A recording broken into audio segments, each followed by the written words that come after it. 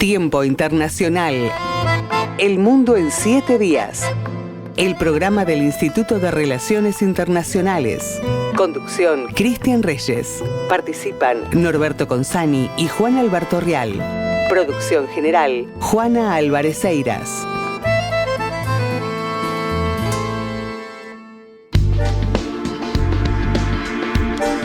La actualidad global. El mundo en 7 días. Estados Unidos, Venezuela. Maduro califica el despliegue de las fuerzas estadounidenses como la mayor amenaza en 100 años. Según el presidente de Venezuela, Nicolás Maduro, Venezuela enfrenta la mayor amenaza que haya visto el continente en los últimos 100 años y aseguró que su país está preparado para enfrentarla. Estados Unidos sostiene que su despliegue naval en el Caribe busca combatir el narcotráfico, una versión que Caracas niega y rechaza. El mandatario venezolano también advirtió que está dispuesto a pasar por una lucha armada de ser necesario. Rusia, China. Ambas potencias sellan acuerdo para construir un gasoducto a través de Mongolia. El pasado 2 de septiembre, el presidente ruso Vladimir Putin y su homólogo chino Xi Jinping avanzaron en uno de los proyectos energéticos más ambiciosos de la última década, la construcción del gasoducto Power of Siberia 2, una infraestructura que promete transportar hasta 50.000 millones de metros cúbicos de gas desde los campos árticos de Yamal hasta el norte de China, atravesando Siberia y Mongolia. Israel, Gaza. Israel mata a 53 gazatíes mientras miles se rehúsan a nuevos desplazamientos forzados. Según fuentes sanitarias, al menos 53 personas han sido asesinadas en los ataques del ejército israelí el pasado 4 de septiembre en Gaza. Testigos relataron bombardeos sobre los distritos de Zeitún, Sabra y Sheikh Haya, así como el avance de tanques en Sheikh Radwan al noroeste de la ciudad, en medio de la renovada ofensiva a tomar el control de la devastada urbe, donde habitan alrededor de 1 millón de personas. Unión Europea. El bloque comunitario inicia el proceso de ratificación del acuerdo con el Mercosur en medio de divisiones y el rechazo de Francia. La Comisión Europea puso en marcha el proceso para validar el histórico acuerdo de libre comercio con el bloque de los países de Mercosur. El pacto, considerado estratégico por Bruselas y por líderes sudamericanos, enfrenta una dura oposición de sindicatos agrícolas y del gobierno francés que teme un golpe a su sector agropecuario. Líbano. El ejército revela que tiene un plan para acabar con Hezbolá. El ejército libanés aseguró que tiene un plan para desarmar a la milicia Hezbolá, el partido político y grupo paramilitar musulmán chií libanés. El gobierno de Líbano informó que los detalles del plan permanecen en gran parte bajo secreto. Tampoco hay un cronograma específico y no hay aspiraciones de materializar la estrategia antes del final de 2025. Sin embargo, aseguró que se comenzará a ejecutar dentro de los límites de los recursos disponibles. Los hechos internacionales más importantes, analizados por docentes e investigadores del IRI, en Tiempo Internacional. Nos encontramos en diálogo con Matías Benítez. Matías es secretario del Centro de Estudios Coreanos del Instituto de Relaciones Internacionales, doctorando en Ciencias Sociales por la UBA, becario de CONICET. Matías, buenas tardes, muchas gracias por estar con nosotros en Tiempo Internacional, El Mundo en 7 días. Muchas gracias por la invitación. Matías, necesitamos que nos ilustres sobre temas vinculados con Corea del Sur. Ha salido en las noticias en los medios nacionales este fin de semana porque hubo una serie de redadas de la ICE, que es el Servicio de Inmigración y Control de Aduana, en plantas que con capitales de Corea del Sur hay en Georgia, plantas de Hyundai y plantas de LG. De esas redadas resultaron detenidas 475 personas. Se considera que 300 al menos son ciudadanos de Corea del Sur. Y esto llevó a la actuación del ministro de Asuntos Exteriores, Chu Young, que ha pedido que este tema se resuelva de la mejor manera, al mayor nivel entre los dos países. ¿Qué análisis haces de lo sucedido, Matías? En primer lugar, hay que considerar aspectos propios de la reciente política antimigratoria estadounidense, que ha generado una serie de coletazos. Podríamos pensar ahora en el caso de Corea del Sur, pero también con otros países. Particularmente en vemos que hay involucradas plantas con toda una serie de inversiones que son bastante importantes y y que tenían en su planificación la generación de muchos puestos de trabajo. Como ya se mencionó, se llevó adelante una redada luego de una investigación que llevó varios meses y que llevó a la detención de aproximadamente 300 trabajadores de origen coreano, de unos 475 en total. Actualmente se siguen investigando, o sea, se sigue investigando particularmente cuál era la irregularidad migratoria que tenían estos trabajadores. En algunos casos podía ser el vencimiento de la exención de visa que tenían, en otros podían ser que se les habían otorgado una visa provisoria y se venció, entre otros temas. Sobre este asunto en particular, Donald Trump mencionó que él no tenía inconvenientes con que las empresas trajeran trabajadores de sus países sobre la base de que no hubiese trabajadores estadounidenses que pudieran realizar esas tareas. Pero en ese caso, hizo énfasis en que las empresas deberían formar o deberían traer estos trabajadores de otros países para formar a trabajadores estadounidenses. Eso da cuenta de una orientación particular, no solamente por un lado de la política de redadas y endurecimiento de la cuestión migratoria, sino además un énfasis en una política orientada a, como él lo llama, ¿no? América primero, America First Policy, de privilegiar a los nacionales estadounidenses o al menos a los que tengan su situación migratoria regular. Ahora, ¿cómo afecta esta a la situación o las relaciones con Corea del Sur? Si bien el mismo presidente estadounidense dijo no pasó nada, las relaciones siguen muy bien, lo que tenemos que ver es que este tipo de acciones también se enmarcan en un creciente escenario bueno, de presión por un lado y de incertidumbre por otro, con respecto bueno, muchas de las inversiones o el potencial destino de muchas inversiones que Corea del Sur había comprometido en el marco de la negociación por los niveles tarifarios que habían quedado alrededor del 15%. Entre varias cuestiones, se habían hecho compromisos en inversiones por parte de Corea del Sur de aproximadamente 350.000 millones de dólares en Estados Unidos en distintas áreas de alta tecnología. Podemos ejemplificar con el caso de Hyundai, que eran aproximadamente 2.000 millones de dólares para esa playa, en áreas como, bueno, baterías, conductores, biofarmacéutica, entre otras. Entonces, ahí la inquietud tiene que ver con cómo habría que reconfigurar la cuestión de las visas para permitir el ingreso de trabajadores coreanos sumamente calificados en particular y también, bueno, en general para evitar este tipo de escenarios bastante... Las imágenes son bastante gráficas al respecto, ¿no? Con los trabajadores de las fábricas con grilletes y también, bueno, en contratos que fueron denunciados por organizaciones de migrantes. Nos encontramos en diálogo con Matías Benítez, es secretario del Centro de Estudios Coreanos del Instituto de Relaciones Internacionales. Corea es la cuarta Ujú. mayor economía de Asia. Históricamente ha sido un socio, no solo en términos económicos, después podemos hablar de la cuestión estratégico-militar, ya que junto con Japón son los pivotes que tiene Estados Unidos. Bueno, también está el AUKUS para en algún aspecto condicionar a China.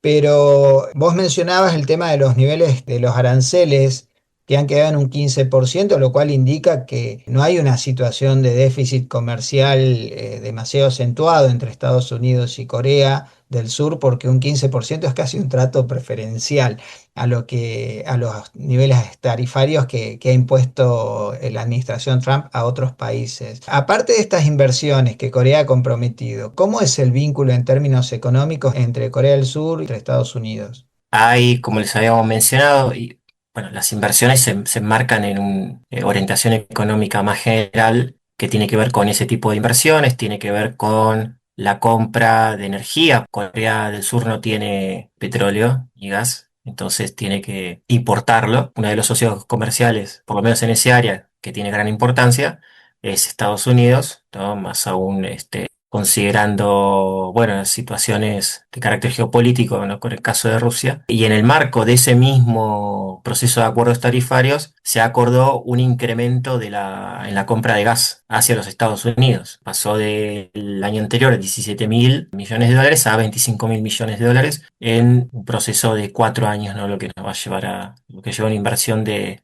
100.000 millones. Las inversiones están orientadas particularmente a eso y a la importación o a la localización en Estados Unidos de empresas, en este marco de empresas surcoreanas de alta tecnología, como habíamos visto en el caso no solamente de Hyundai o LG, sino también otras en la rama de, como ya he dicho, semiconductores, baterías, autos eléctricos, entre otras.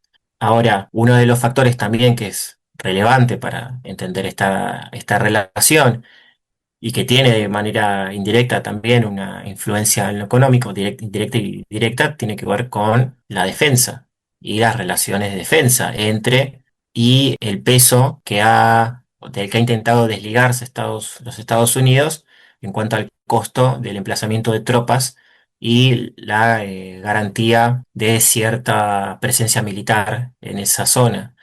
Recordemos que Estados Unidos actualmente tiene emplazados aproximadamente 28.500 soldados, con bueno, el subsecuente costo, ¿no? De todo ese personal militar y bueno, todo ese paraguas defensivo. En ese marco exige la administración Trump un incremento en el presupuesto de defensa surcoreano de aproximadamente en el último año había sido del 2 y pico, 2,2% del PBI y exige un aumento al 3,5%. Tengamos en cuenta, Corea del Sur es el 11.º país con mayor gasto militar, el 10.º es Japón, para que nos dimensionemos también una cuestión de que no es que son países que si bien es muy importante la presencia de defensa de los Estados Unidos, no es que recaen exclusivamente en eso, sino que hacen importantes gastos en ese rubro. Los Estados Unidos actualmente están exigiéndole más esfuerzo en ese punto. También, particularmente Trump o por lo menos ha considerado por parte de la administración, la reducción de esas tropas. Nos encontramos en diálogo con Matías Benítez, él es integrante del SECOR, el Centro de Estudios Coreanos, doctorado en Ciencias Sociales de la UBA y becario CONICET. Matías, a mí me resulta en algún aspecto sorprendente esta voluntad de Washington de pedir un mayor gasto en materia de defensa a Corea del Sur, porque muchas veces la explicación que en términos de análisis estratégico se da de la presión que Donald Trump ejerce sobre los países de la OTAN tiene que ver con el hecho de que se visualiza como escenario principal para la administración Trump no Europa, sino justamente el Pacífico para contener a China. Ahora, si le está pidiendo a Corea del Sur aumentar el gasto militar y en algún aspecto busca reducir su presencia militar allí, desde la Segunda Guerra Mundial y la Guerra de Corea son lugares centrales Japón y Corea del Sur en el Pacífico. ¿No estaría también en cierto aspecto buscando reducir su presencia frente al desafío que se entiende o se cree Donald Trump lee que Estados Unidos tiene el siglo XXI, que es con la República Popular de China, ¿no? Me resulta casi contradictorio, pero quizás estoy perdiendo algo en esta lectura que vos tenés, que me gustaría que compartieras con nosotros. Sí, hay también cuestiones que están vinculadas al estilo de diplomacia de Donald Trump, en donde podríamos considerarla orientada a la obtención de acuerdos en carácter bilateral o a un plazo menor.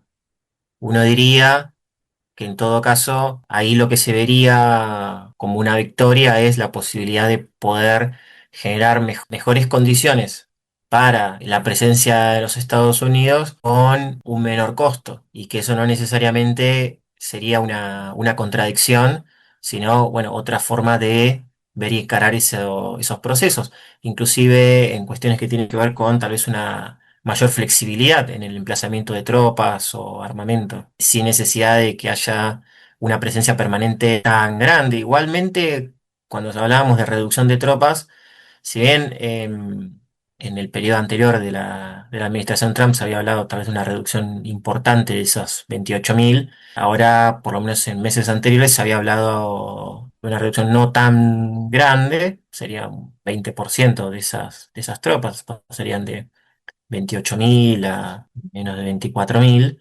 pero hay que verlo, creo que en cuestiones que se podrían considerar como una victoria en la posibilidad de imponer las condiciones, más que solamente verlo en la suma de piezas en un tablero, por lo menos para el caso de Trump. E incluso cuando fue el desfile reciente, ¿no? Por el Día de la Victoria, ahí en China, él mencionó que decía que observaba muy atentamente y que hablaba de que tenía muy buena relación con Xi. Que eso también, bueno, también él habló de que tenía buena relación con Putin y buena relación con Kim Jong-un. Que esto tiene una implicancia también para la política surcoreana, que es cierto temor, porque, bueno, Lee Jae-myung, que es de carácter de posicionamiento progresista dentro de lo que es la cultura política surcoreana, tendría una mayor disposición a tratar con Corea del Norte, más allá de que Corea del Norte no está en una posición bastante reacia para eso de momento. Y el temor que subsiste, ¿no? en las discusiones es que Estados Unidos pueda discutir directamente con Corea del Norte, pasando, salteándose a Corea del Sur. Tiempo Internacional. Desde 1998. Analizando la realidad internacional en Radio Universidad. Para ir cerrando, viene de varias crisis políticas Corea del Sur. Entiendo que ha asumido recientemente. Vos me señalás que es un líder político progresista. ¿Qué más se puede esperar del gobierno del presidente Lee Jae-myung? Centralmente, la búsqueda de por lo menos, posicionamientos y concordancias en la apertura a un diálogo intercoreano. También cuestiones que pueden estar más relacionadas, mm, no tanto en transformaciones sustanciales en los desafíos de la agenda económica que persisten, que tienen que ver con el estancamiento del mercado de trabajo en sectores más jóvenes, problemáticas en el acceso a la vivienda, que se mantienen como regularidades, ¿no? En torno a las problemáticas económicas en Corea del Sur y también algunas divisiones en torno a enfoques ligados a problemáticas de género en Corea del Sur, que eso fue también un elemento muy importante durante las campañas electorales y que también persiste, ¿no? Como continuidad, por lo menos dentro de lo que es la matriz cultural actual en Corea del Sur y que, bueno, también podríamos extrapolarlo al fenómeno de la emergencia de nuevas derechas o nuevos discursos de odio. En todo caso, bueno, Lee Jae-myung va a estar, estamos hablando de un gobierno que empezó hace muy poco tiempo, orientado a enfrentar estos problemas desde, bueno, una visión, desde una perspectiva con más énfasis en, bueno, las necesidades de esas poblaciones, las poblaciones afectadas, ¿no? Por precisamente los jóvenes y demás, que su predecesor. Pero hay cuestiones que también siguen siendo una incógnita y que al menos cuando uno ve la continuidad o de procesos políticos en Corea del Sur, en donde las grandes diferencias no se encuentran en el programa económico que aplican los distintos gobiernos, sino en cuestiones de índole más política o que tienen que ver con los posicionamientos hacia Corea del Norte o hacia la política de defensa, por ejemplo, o los vínculos con Estados Unidos, y no tanto a la política económica interna. Bien, Matías, te agradecemos mucho por compartir estos minutos con nosotros en Tiempo Internacional y en el futuro te estaremos molestando para hacer una evaluación de este reciente gobierno cuando avance el tiempo sobre sus logros y sus déficits y ver cuán consolidada se encuentra aún la democracia de Corea del Sur. Así que será hasta pronto, Matías. Muchas gracias por haber estado con nosotros aquí en Tiempo Internacional. Hasta pronto, muchas gracias a ustedes. Actividades de los integrantes del IRI. El próximo 22 de septiembre, entre las 12 y las 13:30, de manera virtual va a desarrollarse el panel en conmemoración del Día Internacional de la Paz, a cargo de la Cátedra Libre del Derecho Humano a la Paz y en homenaje a Federico Mayor Zaragoza. Van a participar el doctor Norberto Consani, director del IRI, Ana Barrero Tiscar, directora de la Fundación Cultura de Paz y presidenta de la Asociación Española de Investigación para la Paz, Carmelo Falé Pérez, que es miembro de la Cátedra Libre, Carlos Villán Durán, que es presidente de la Asociación Española para el Derecho Internacional de los Derechos Humanos, quien disertará sobre los aportes de Federico Mayor Zaragoza a la Declaración de Santiago sobre el Derecho Humano a la Paz, y Noelí Scarpelli, que es la coordinadora del Departamento de Derechos Humanos del Instituto y la coordinadora interna de la Cátedra Libre, y comentará sobre el texto En Pie de Paz. El Centro de Estudios Sudamericanos y el Centro de Reflexión Política Internacional invita al 12º encuentro del CERPI y la 10ª jornada del CENSUD, denominada Argentina y la región en un mundo sin reglas, que se desarrollará el próximo 25 de septiembre de 2025 en formato virtual, analizar y presentar trabajos referidos a la política exterior argentina como a las políticas sudamericanas en sus diversos aspectos. La jornada estará abierta a diversas disciplinas como las ciencias políticas, la historia, el derecho, la epistemología, la metodología y la economía, entre otros. Para mayor información y acceder a este evento, que se realiza cada 2 años en la sede del Instituto de Relaciones Internacionales, podrá enviar un mail a serpi.censud@iri.edu.ar o visitando la página del Instituto de Relaciones Internacionales. El encuentro se encuentra coordinado por el doctor Alejandro Simonov del Centro de Reflexión Política Internacional y por la doctora Laura Bogado Bordázar y la magíster Laura Mayra Bono, ambas del Centro de Estudios Sudamericanos del Departamento de América Latina y el Caribe del IRI. Muchas gracias. En el IRI se dictan 3 carreras de posgrado: la maestría en Relaciones Internacionales, el doctorado en Relaciones Internacionales y la especialización en estudios chinos.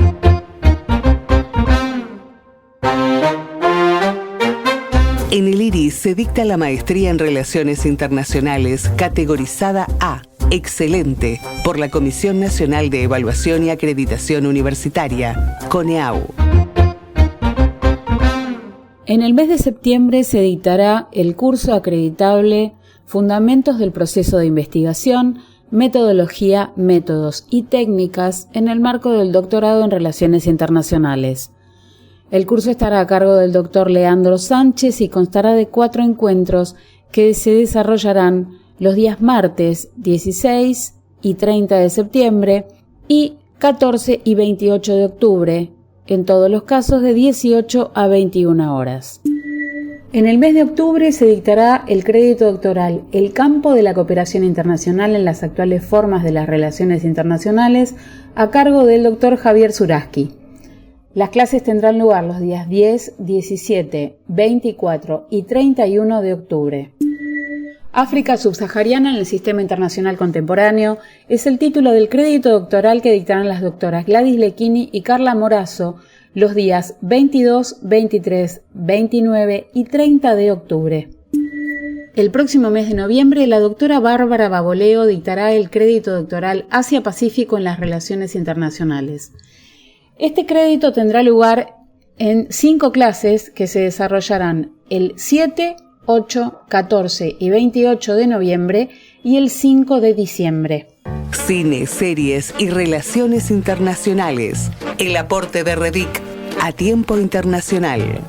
Un buque de guerra británico es atacado en el Golfo Pérsico y empiezan las acusaciones cruzadas entre potencias. Así comienza La Diplomática, una serie que mezcla suspenso político con los dilemas del derecho internacional.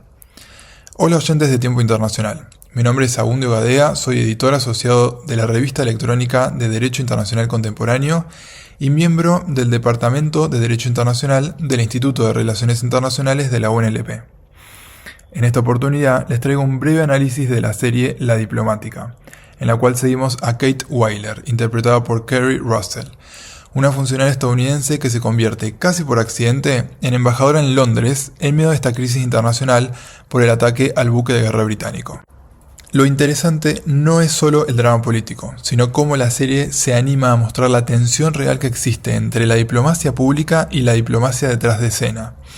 Desde una perspectiva del derecho internacional, La Diplomática nos pone sobre la mesa varios temas fundamentales, aunque en esta oportunidad nos centraremos en 2. Un aspecto clave que la serie refleja es la imposibilidad de mantener diálogo directo entre ciertos estados por falta de relaciones diplomáticas formales. En la diplomática, Kate Weiler, la embajadora de Estados Unidos en el Reino Unido, no puede comunicarse directamente con Irán, aun cuando las sospechas del ataque al portaaviones británico apuntan hacia ese país. La razón es sencilla, pero significativa en términos jurídicos. Estados Unidos e Irán no mantienen relaciones diplomáticas desde 1980 tras la crisis de los rehenes en Teherán. Este dato, que en la trama aparece como una traba práctica, es en realidad un recordatorio del peso del derecho internacional en la política exterior. Cuando no existe reconocimiento diplomático entre dos estados, no hay canales de diálogo, o al menos canales de diálogo oficiales. Esto genera que la diplomática estadounidense en la serie utilice recursos alternativos para comunicarse con colegas iraníes, tensionando así los límites del derecho internacional. Otro tema que nos llamó la atención fue el de la responsabilidad internacional y los límites de la subjetividad en el derecho internacional. A medida que se investigan los posibles responsables del ataque al portaaviones, aparecen en escena actores muy diversos: estados, mercenarios, grupos armados y funcionarios públicos. Sin perjuicio de ser una ficción, la serie refleja la multiplicidad de actores que participan en la realidad de las relaciones internacionales. La participación de actores no estatales genera una cuestión fundamental para el derecho internacional: cómo atribuir responsabilidad por hechos ilícitos a actores que no actúan de manera oficial. Es decir, en un mundo donde las acciones estatales muchas veces se camuflan detrás de intermediarios, la imputación de responsabilidad se vuelve compleja, difusa y altamente política. Tal es la representación de la realidad internacional en la serie La Diplomática, que el tema fue abordado por la Comisión de Derecho Internacional de Naciones Unidas. El artículo 8 del proyecto de la Comisión sobre responsabilidad del Estado por hechos internacionalmente ilícitos, adoptada en 2001, establece que un Estado puede ser responsable cuando un grupo actúa bajo su dirección, control o instrucciones. La dificultad en la práctica radica en probar ese vínculo de forma concluyente. La diplomática explora ese terreno gris con precisión narrativa, mostrando cómo las ambigüedades jurídicas pueden ser utilizadas tanto para escalar tensiones como para evitarlas estratégicamente. Para terminar, la diplomática es una ficción que entretiene y mucho, pero que también nos recuerda que el derecho internacional no se ejerce solo en cortes de justicia o conferencias. También se juega en salones privados, llamadas a deshora y decisiones improvisadas. Y en esa frontera entre lo legal y lo político, entre lo formal y lo simbólico, es donde esta serie encuentra su mejor expresión. Hola, soy Ricardo Redondo, profesor de Estudios Internacionales en la Universidad Simon Fraser de Vancouver, Canadá, y autor de, entre otros libros, Diplomacia, Teoría y Práctica. Hoy vamos a analizar con ustedes algunos principios fundamentales del derecho internacional a partir de la película Extraterritorial del año 2025. La historia sigue a Sarah Wolf, interpretada por Jean Gourceau, una soldado de las Fuerzas Especiales que visita el consulado de Estados Unidos en Frankfurt junto con su hijo. Durante la visita, el niño desaparece misteriosamente y los funcionarios consulares niegan haberlo visto.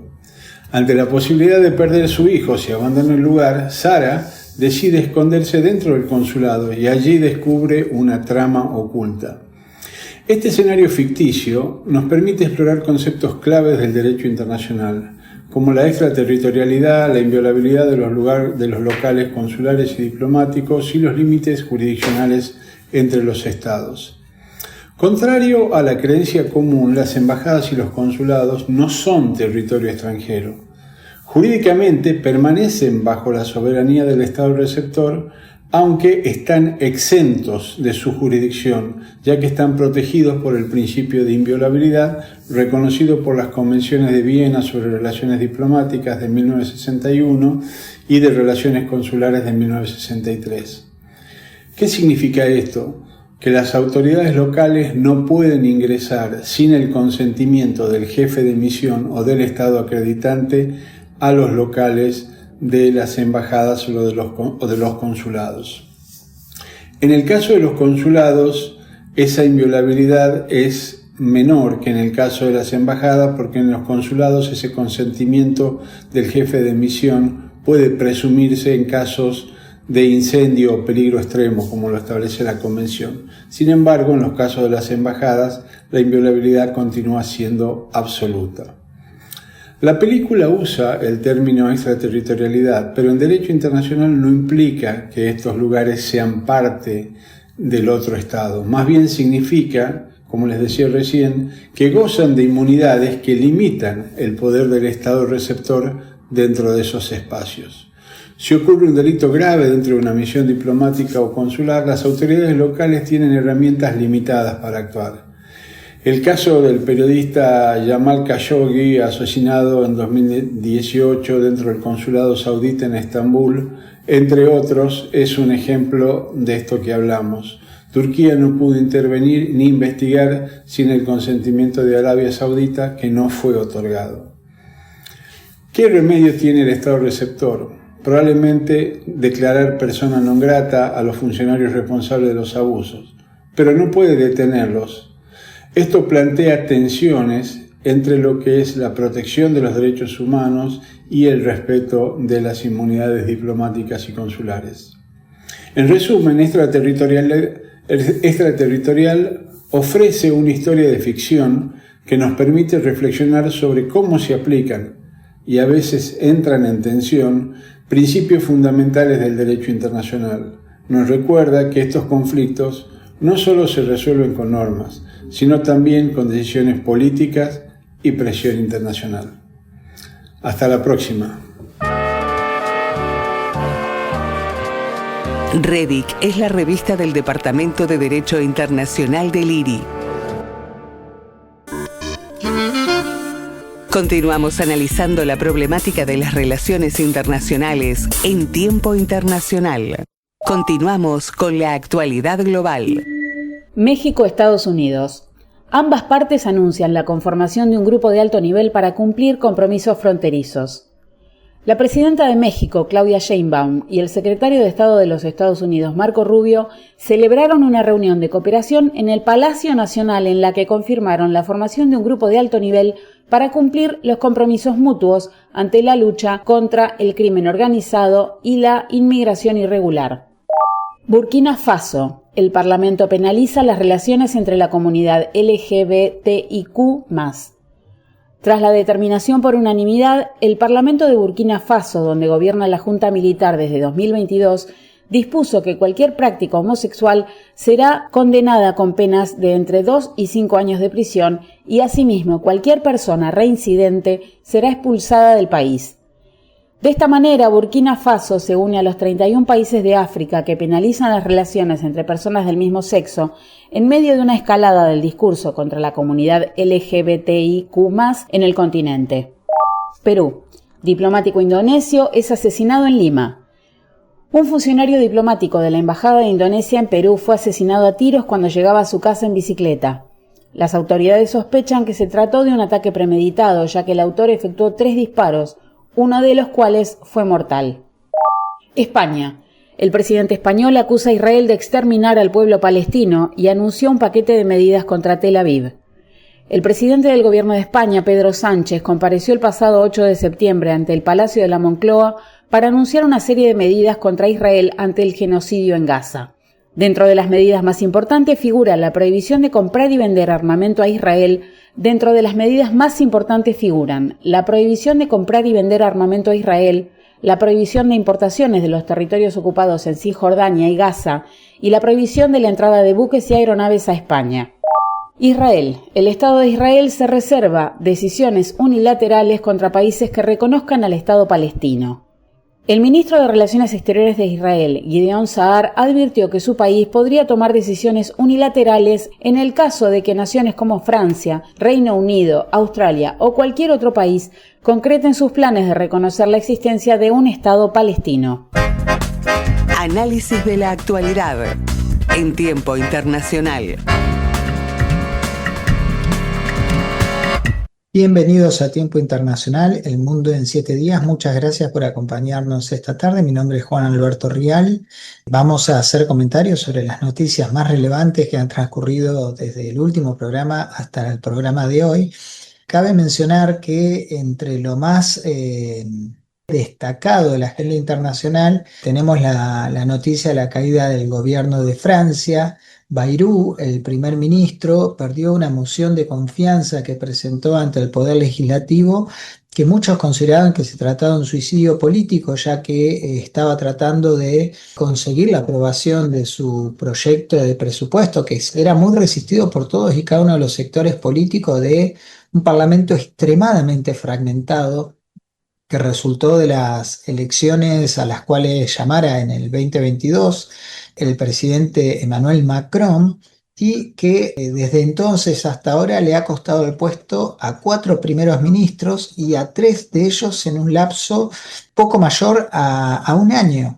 François Bayrou, presentó esta moción de confianza para seguir adelante con su proyecto de presupuesto, y el resultado fue apabullante. 364 de los legisladores votaron en contra, solo 194 votaron a favor. Así que ya ha presentado su dimisión al presidente Emmanuel Macron, quien tiene la opción de convocar a la formación de un nuevo ejecutivo o convocar a elecciones, como señalábamos, a un año de ya haber llevado adelante las elecciones. Es poco frecuente que se produzca tal grado de inestabilidad en un gobierno francés, pero esa fragmentación explica la fragilidad de cada uno de los gobiernos que se han constituido en el último año. Hay que tener en cuenta que, a pesar del alto perfil que el presidente Emmanuel Macron tiene ante la comunidad internacional, los poderes del presidente son relativamente limitados, porque en términos genéricos se limitan a hacer las propuestas de constitución de los gobiernos, que tienen que recibir el ok del Parlamento. El sistema es parlamentario en Francia, pero fuera de ello ejerce la representación exterior de Francia en el mundo, y es el jefe de las Fuerzas Armadas. La gestión pasa por manos del primer ministro, y por ello es tan importante la aprobación del presupuesto. La aprobación del presupuesto se extraía de la mano durísimos recortes cercanos a 44.000 millones de euros, ya que la deuda pública está cercana al 113% y un déficit del 6% del PBI. De hecho, hizo un llamado a la responsabilidad republicana de los integrantes del Parlamento, cuando Bayrou sostenía que Francia está enfrentando una insoportable hemorragia. El destino de los ciudadanos está amenazado, dijo, dándole el dramatismo al momento que desde la perspectiva de él tiene, y señalando que el sistema de bienestar francés se halla al borde del colapso debido al exceso de gasto y al peso de la deuda. Ahora es muy probable que se tenga que llamar a elecciones, tanto por la falta de apoyo a un posible nuevo gobierno desde la derecha y la extrema derecha, como desde la izquierda, ya que todo el arco político manifestó que no apoyaría un nuevo gobierno propuesto por Macron. Uno de los interrogantes más serios que se presentan en caso del llamado a las elecciones es la posibilidad cierta de que Reagrupamiento Nacional, el partido considerado tradicionalmente como de ultraderecha, fundado por Jean-Marie Le Pen, actualmente liderado por Marine Le Pen, pudiera resultar victorioso, o al menos ser la primera minoría, ya que algunos estiman que tiene cerca del 31% del apoyo por parte del electorado, y que votarían a este partido de extrema derecha que ha estado tratando de moderar el discurso, no tanto por compartir las ideas de este partido, sino por el hastío que le está generando el gobierno centrista de Emmanuel Macron. Inclusive los republicanos, que es el partido tradicionalmente de derecha, ha manifestado que en algún aspecto pudiera apoyar a un candidato de reagrupación nacional, que pudiera terminar con figuras como Bardella, o inclusive con la misma Marine Le Pen como primera ministra. Así que ahora hay una enorme debilidad en la figura de Emmanuel Macron, y hay una suerte de pendulación de Francia desde el centro, representado por el actual presidente, hacia la derecha o la extrema derecha. Inclusive Nicolas Sarkozy, quien fuera presidente en su momento de Francia, también ha manifestado la posibilidad de que pudieran abrirse negociaciones con Reagrupación Nacional. Así que la incógnita con respecto al futuro de Francia, que debilita enormemente su posición internacional frente a una amenaza que está viviendo Europa Occidental en la en la figura de la Rusia combatiendo en Ucrania o de Estados Unidos imponiendo aranceles a los países de la Unión Europea, no le da ninguna ventaja al pueblo, ya que, entre otras cosas, por ejemplo, los bonos franceses han bajado su nivel y están pagando más intereses que los españoles, portugueses o griegos. Es de esperar que salga de esta crisis lo antes posible para devolverle estabilidad a París y en cierto modo cumplir el rol que históricamente ha cumplido en Europa Occidental. Otra de las noticias que ha sido muy relevante en esta semana ha sido el impresionante desfile que en la plaza de Tiananmen, en China, ha tenido lugar justamente por los 80 años del Día de la Victoria, que es el día en el cual los chinos conmemoran la rendición incondicional de Japón, que se produjera el 2 de septiembre.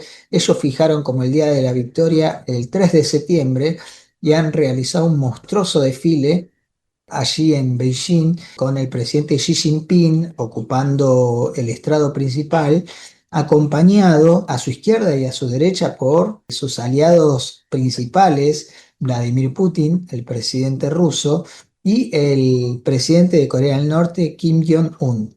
Es un desfile que ha durado una hora y que le trae al mundo el recuerdo del enorme esfuerzo que involucró la participación de China en la Segunda Guerra Mundial. De hecho, China es el país que más cantidad de soldados y de personas civiles perdió durante el conflicto armado. Rusia perdió más de 22 millones de personas en el conflicto. Ellos celebran el Día de la Victoria en mayo y los chinos perdieron más de 27 millones de personas y celebran el Día de la Victoria porque es la rendición de Japón y no la de la Alemania nazi, como en el caso ruso, en septiembre. Fue una semana muy importante en cuanto al perfil internacional de la República Popular de China, ya que aparte de haber contado con la visita del presidente de Rusia y del presidente de Corea del Norte, quienes, como señalaba, estuvieron a su lado, también estuvieron el presidente iraní y el de Bielorrusia, por ejemplo. No hubo presencia de Occidente, salvo por parte del presidente de Serbia y el presidente de Eslovaquia. No hubo gente de Naciones Unidas. Antonio Guterres sí había estado previamente en China, pero no se quedó al desfile porque fue parte de la cumbre de la Organización de Cooperación en Shanghái, que tuvo lugar este fin de semana, lo mismo que el primer ministro de la India, Narendra Modi, que sí estuvo en esa reunión, la de la cumbre de la Organización de Cooperación de Shanghái, pero no se quedó para el desfile. Es todo un mensaje la presencia del primer ministro de India en la reunión de la cumbre de la Organización de Cooperación de Shanghái, ya que hay que tener en cuenta que históricamente India estuvo más cerca de Estados Unidos por su rivalidad histórica con la República Popular de China, teniendo en cuenta que hablamos de los dos países más poblados del mundo, ambas potencias nucleares y ambos que se consideran en sí mismos civilizaciones más que unidades políticas estatales. Como señalábamos, esto de la conmemoración del Día de la Victoria, lo que le hace saber al mundo es cómo es que China terminó definitivamente con la guerra sino-japonesa que se había desatado entre el 27 y el 45 y que finaliza con la Guerra Civil China en 1949, por la cual la República Popular pierde la isla de Taiwán. Esta celebración tuvo lugar a este nivel en el año 2015, cuando se cumplieron los 70 años, y este año, cuando se cumplieron los 80, donde le exhibió al mundo, aparte de su enorme estatura en términos económicos, su importante presencia en términos estratégicos militares con el desfile de una descomunal demostración de fuerza por parte de las Fuerzas Armadas, pero también una exhibición de los armamentos más avanzados, tanto por parte de su marina como de su fuerza aérea, como de su ejército.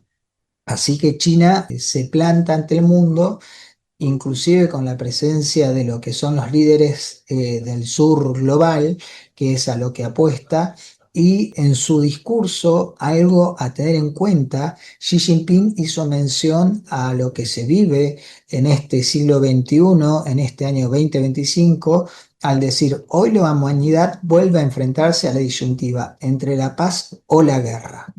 Y por último, una información de la cual hay que dar cuenta, la Comisión Europea ha dado la recomendación para que se lleve adelante el proceso de ratificación del tratado entre la Unión Europea y el Mercosur para crear una zona de libre comercio de 700 millones de habitantes que permitiría que los 4 miembros plenos del Mercosur pudieran exportar con aranceles preferenciales o sin aranceles su producción agropecuaria y agroindustrial a los 27 países del bloque europeo que pudieran a su vez traer su producción industrial hacia nuestros países. Aquí tenemos en algún aspecto a priori economías complementarias, ya que el desarrollo industrial de los países de Europa no es un desarrollo que hayamos alcanzado aquí en el Mercosur, pero también es cierto que en la misma Unión Europea hay bolsones de producción agropecuaria que no son competitivos ni desarrollan la calidad que se desarrolla en países como el nuestro, Brasil, Uruguay y Paraguay, pero que tienen un enorme poder de lobby sobre las estructuras políticas nacionales y que están tratando de, en algún aspecto, generar centros de resistencia a esta posible ratificación. Allí tenemos en primer lugar a Francia, tenemos también a Polonia y en algún aspecto tenemos a Italia y llegó a haber recomendaciones por parte del legislativo de Países Bajos para que el gobierno no ratificara este instrumento. Ahora tiene que pasar por el Parlamento Europeo. El Parlamento Europeo es un órgano que, independientemente de su nombre, no oficia del Poder Legislativo de la Unión Europea, aunque sí tiene participación en esta instancia, por ejemplo, en la ratificación de los instrumentos de libre comercio. La Comisión Europea es el órgano que, si se quiere, representa a la Unión Europea, es el órgano supranacional por excelencia y tiene una especie de reflejo paralelo a lo que son los gobiernos nacionales, ya que es una suerte de gabinete con una figura que oficia de primer ministro, que es en este caso la presidenta de la Comisión Europea, la alemana Ursula von der Leyen, y los comisarios europeos, que son los integrantes de la comisión, que tienen carteras temáticas como si de un gabinete nacional se tratara. En el Parlamento Europeo están representados los pueblos europeos, ya que son elegidos de manera democrática y directa por los ciudadanos de la Unión Europea, y el Consejo de Europa es el órgano intergubernamental donde están representados los estados. Ahora, ya ha pasado por la Comisión Europea, tiene que ir al Parlamento Europeo, y existe una enorme interrogante sobre la posibilidad de que esto se ponga en marcha. La Comisión Europea, para tratar de suavizar las dificultades que pudieron surgir al respecto, ha incorporado cláusulas de salvaguardia en caso de que producción del Mercosur entrara al mercado europeo e hiciera correr riesgo la estabilidad económica. Ahí se generarían espacios de discusión para la posible puesta en marcha, si se quiere, de exenciones a esa reducción arancelaria o a la eliminación de los aranceles. Independientemente del enorme atractivo que tiene para el Mercosur el mercado europeo y la disminución de la dependencia que tendría con respecto al mercado chino y al mercado de los Estados Unidos, mi pregunta es ¿hasta dónde sigue siendo viable el Mercosur con tantas fuerzas centrífugas en su interior en función a las diferencias políticas que los líderes de nuestros países tienen entre sí, que hacen peligrar el futuro de esta experiencia de integración económica en América del Sur?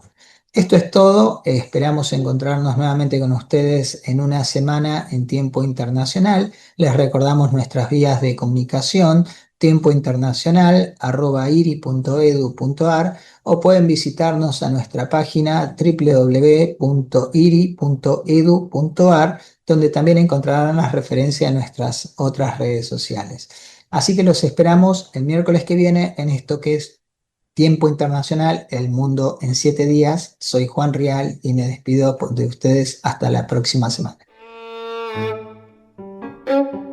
Tiempo Internacional. El mundo en 7 días.